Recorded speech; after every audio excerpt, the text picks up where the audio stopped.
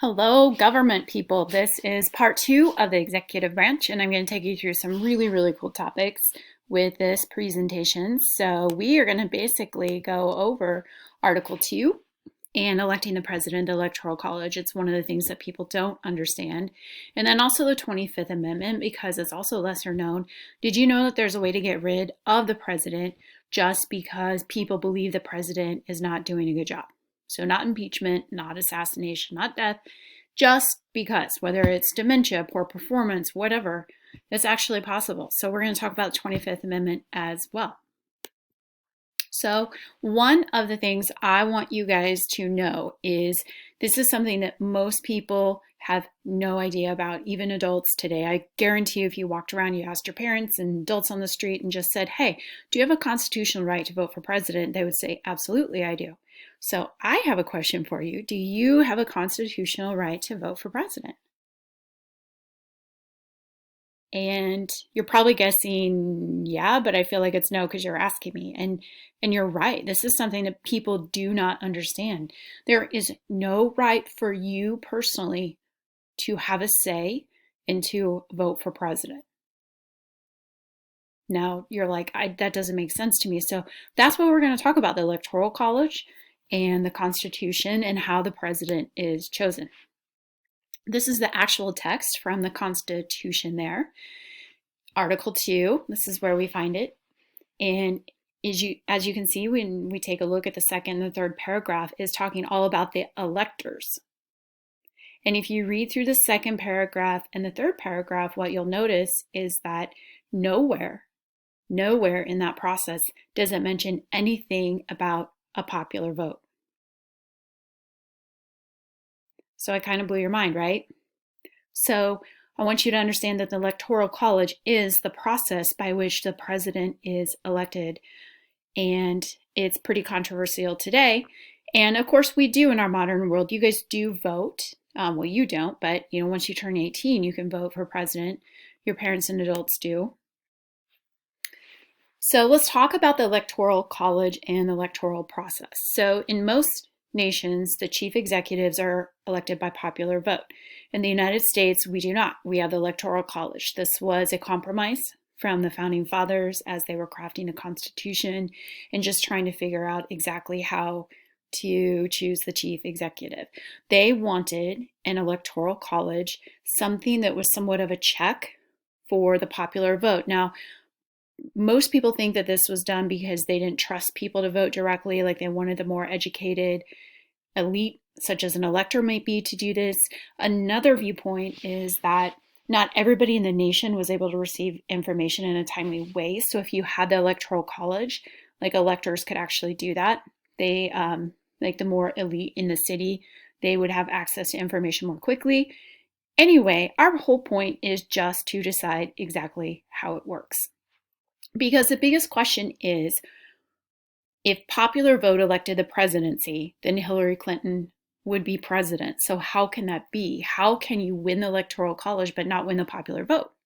So that's what we're going to explore today, just kind of how it works. You can see here the vote in the 2016 election based on the Electoral College. So first of all, I want you to understand that there's 538 total electors in the Electoral College.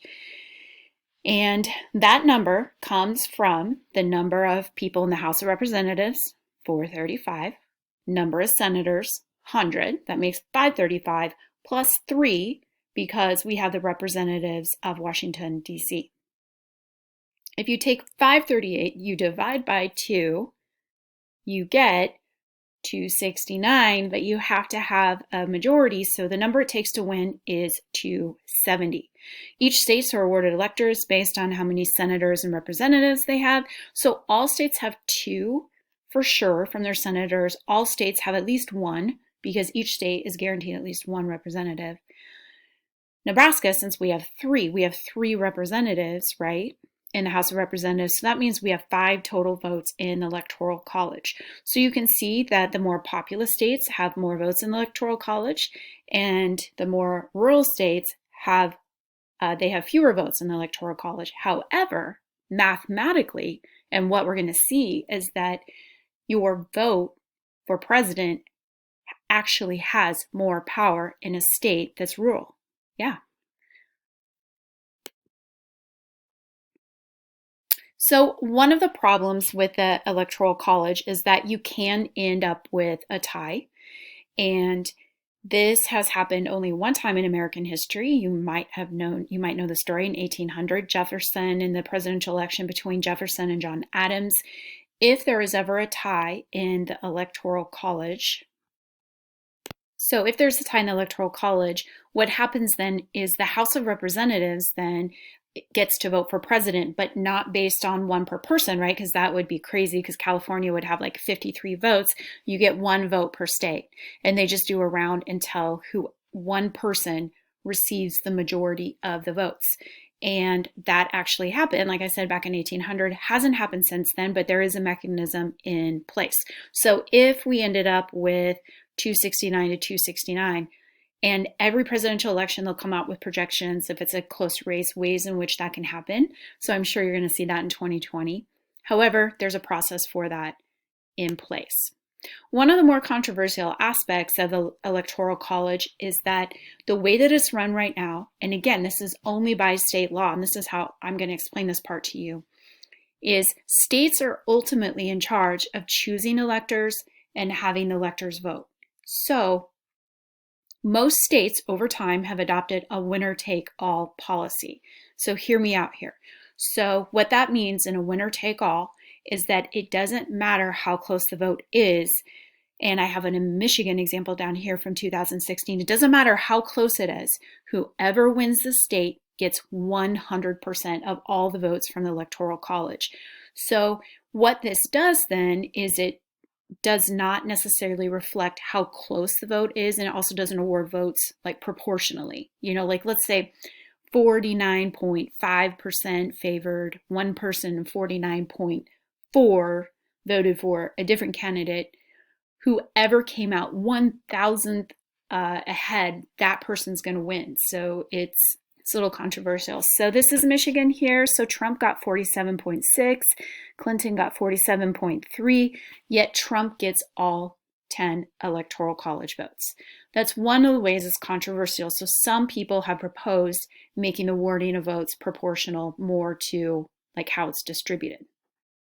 So this would be an example of how you could say, well, Hillary Clinton really got cheated out of some votes in the sense like she really was up there in the race and like millions of people in Michigan voted for her. So yeah, you're right. And again, the states are the ones that determine how they award their Electoral College votes.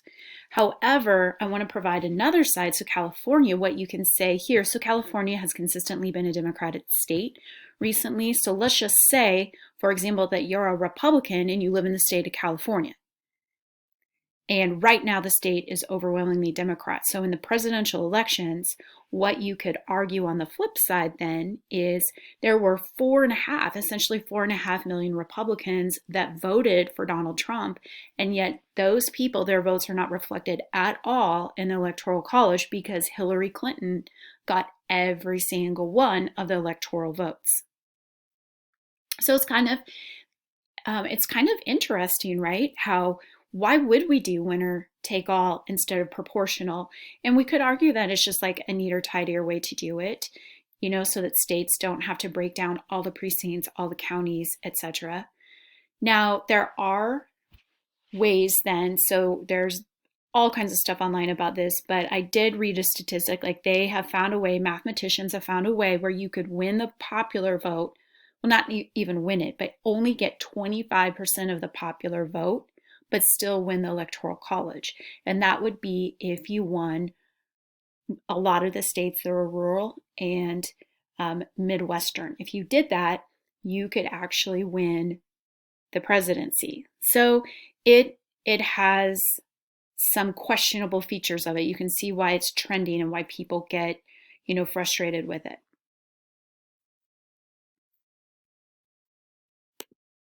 Okay, now Nebraska is really different, and I really want you to understand this because you will see it on the news. And I also want you to know that for the last 3 legislative sessions, every single session, it has been proposed in the Nebraska state legislature. Remember, the states are the ones that control how these votes are taken and how these votes are distributed. So there's a push to overturn Nebraska's current rule. And so I'm going to say that again. Every legislative session for the last 3 sessions, there's been a proposal to overturn this. So this is how Nebraska is different. Whoever wins the popular vote in the state, no matter how close, automatically gets 2 of our electoral votes. Now, the other 3 are awarded by congressional district, and whoever wins that district gets that vote. So in theory, then, you could have somebody else winning one of these districts, and that's exactly what happened. In 2008, Barack Obama won the popular vote in the 2nd district alone. So even though he did not win the state, he won this district. So he did receive 1 electoral vote from the 2nd congressional district in the state of Nebraska. So my question for you is, did he win it in 2012? Did Hillary Clinton have a shot at winning it in 2016? The answer is no, with an asterisk. The district was redrawn. So after 2008 and after the 2010 census, the 2nd congressional district was redrawn. It was drawn a little bit further south, so it includes a little bit more of that Bellevue territory in Sarpy County, which includes a lot of military families, and it has turned that district just slightly more conservative, and so it's been more difficult for Democratic candidates to come in and win that district. Okay, so who are the electors then of the Electoral College? Like, if they're the ones that actually vote, how do they get selected? Well, when you go and vote in the general election, you will have on your ballot, you're voting for president, but then you're just voting for electors also. So for example, you would vote for Democratic electors or Republican electors, depending on your party. And I want you to know that that's even fuzzy, because then there's talk about, like, are electors bound? So Nebraska says, or other states say, okay, it's winner takes all. Are they actually bound to vote for the winner of that vote? There's growing controversy over this, because when Donald Trump got elected in 2016, there were just a handful, a small number of electors that were like, I am not going to vote for Donald Trump, even though it's the majority vote of my state. Is that legal? And the answer is yes. It is. It's actually in the court, because there have been court cases that have gone back and forth saying, you're right, you can't make people actually follow through. It's not in the Constitution that they have to do that. Remember, that's state law. And so this is a legal battle that's going on right now. There's a little embedded video here that you can watch if you want. I just want to talk a little bit, though, about how the Electoral College is depicted in the news and why it leads to some misunderstandings. So a lot of us, this is how we would see the electoral map. This was 2016, so we would take a look at that. When we look at it, we would be like, wow, like if red is Republican, blue is Democrat, you'd be like, wow, most people really voted for Donald Trump. Most people voted Republican, because the majority of what we see to our eye is red. I'm going to show you a different image. This is broken down by county. Again, almost even a little bit more so, in my opinion. We look at this and we think, wow, almost it just seems like this was a huge win for Donald Trump and the Republican Party, with all the red that you see there on the map. Like, our eye sees that. The county by county breakdown, we're like, yeah, that was a big win for Trump. This is a different depiction of the Electoral College. So what it does then is this one displays based on population, not territory. So it's a skewed map. It's based on the actual size and the intensity of population in the vote. That one's a little bit harder to understand. Here's a bunch of different ways. So this one right here is by territory alone. This one is by precinct. Now this one shows you the degree to which it's actually, really close. So for example, if you see purple there, that's areas where it's close. It's actually a tight race. So you're like, oh, okay, well, it does seem a little bit more balanced. Again, these are different ways of representing the Electoral College with population. So the final thing I want you to get at here is, how is it that Hillary Clinton got 3 million more votes, yet she's not president?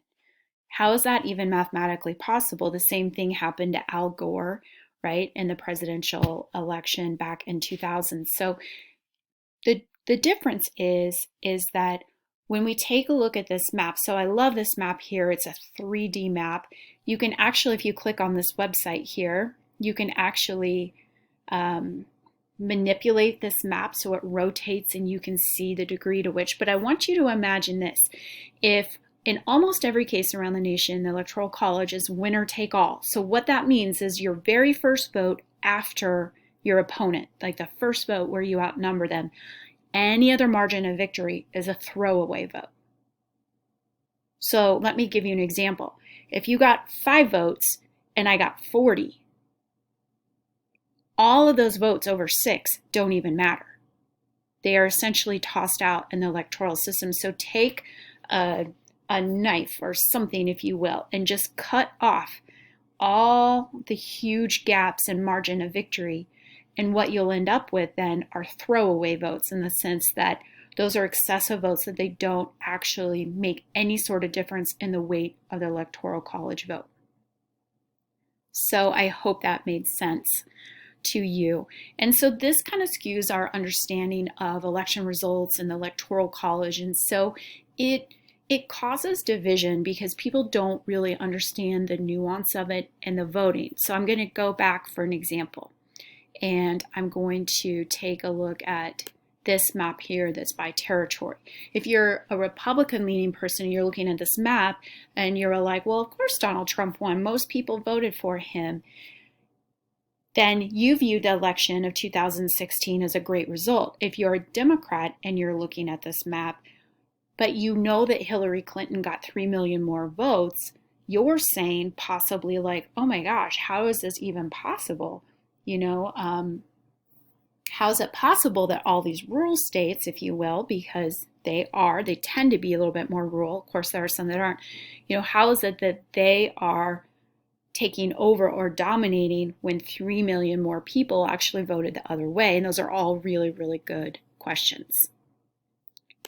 So the pros and cons of the Electoral College, the good is that what it does is it gives the smaller and more rural areas bargaining power when it comes to elections. Because if we did not have this, I want you to think about this. So like California, Florida, New York City, Illinois, those heavily populated states, essentially, if it was popular vote, in many circumstances, they could almost consistently and always override the vote of rural states.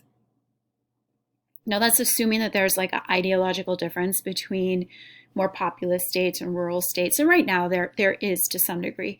Tends to be those places with larger cities with more diverse populations do tend to be more liberal than the Midwest and rural areas, which does tend to be more conservative. So the good part is it ensures that the Midwestern states and least populated states do have some power. The bad, in the sense that it can lead to questionable fairness, aspects. The bad is that the popular vote doesn't actually win. And when that happens, then people may not accept the legitimacy of the president.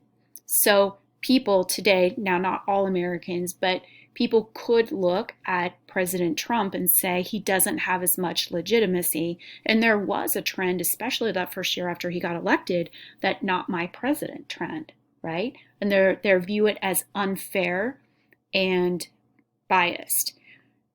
So one of the other things too is that because of this method, and because of the way that it's winner take all, and a lot of the states are guaranteed. So in the sense, like, it's highly unlikely it's going to vote the other way. So Nebraska, for example, right now, it's highly unlikely that the entire state is going to go for a Democratic candidate.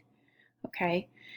in California, it's highly unlikely that a Republican's going to win that state. So what that means then is that candidates spend their time only in the states that have a lot of electoral votes and that are considered battleground states.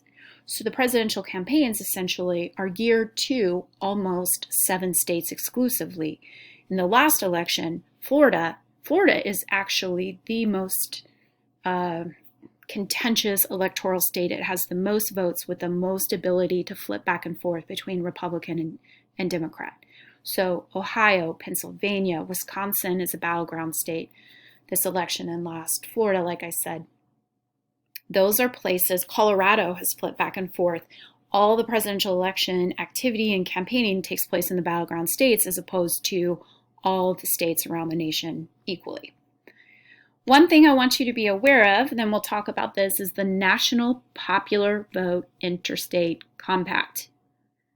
So there has been backlash about the Electoral College due to this whole thing of where popular vote doesn't mean that's who's president, despite the good or bad. Okay, so we understand both sides of it. It could be viewed as a good thing or a bad thing, but there is growing support for what is called the National Popular Vote Interstate Compact. And I just want you to understand what that is, because the Electoral College, I think, is going to be something that may or may not change in your lifetime.